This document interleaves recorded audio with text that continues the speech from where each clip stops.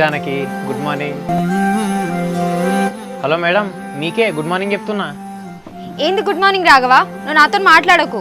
నువ్వు ఇంకా నిన్న గొడవను మర్చిపోయినట్టు లేవు కదా. ఓకే మేడం, తప్పు నాదే, నేనే ఒక్క మాట్లాడినా.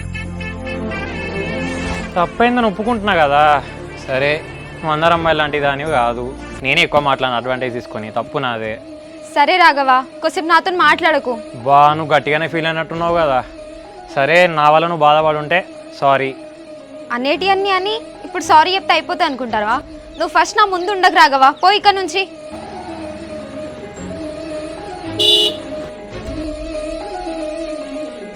ఈడొకడు టైంకి వచ్చిండు.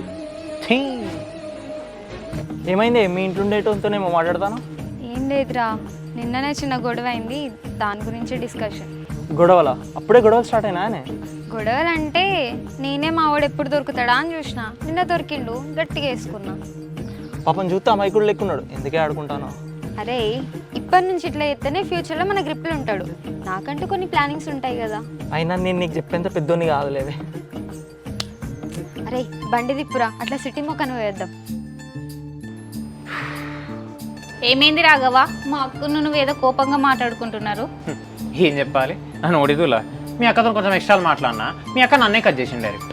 మా అక్కతోటి ఏం ఎక్స్ట్రా మాట్లాడినావు రాఘవ? అసలే అది పెద్ద క్రాక్ది. మనం మంచిగా మాట్లాడితేనే అది తిక్క తిక్క అర్థం చేసుకుంటుంది. ఏదో ఫ్రెండ్షిప్ కొద్దీ క్లోజ్గా ఉంటాం కదా, 2-3 మాటలు ఎక్స్ట్రా వదిలినా, ఇప్పుడు అది నాకే బిడిసి కొట్టింది. సరే రాఘవ, ఒక వారం రోజులు దాంతో మాట్లాడకు, దాని కోపం చల్లారినాక అదే మాట్లాడుతుందిలే. ఆ కోపం జల్లారాలనే తప్పు ఒప్పుకొని సారీ కూడా చెప్పిన. ఇగో వాళ్ళ ఫ్రెండ్ వచ్చిండు, నేను మాట్లాడుతున్నా కూడా నన్ను పట్టించుకోకుండా పోయమని వాళ్ళ ఫ్రెండ్తో మాట్లాడుతుంది.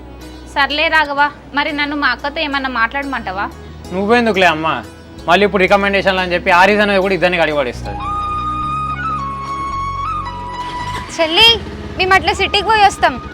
సరే అక్క, చీకటి కాకముందు తొందరరా. సరేనే పోనీ.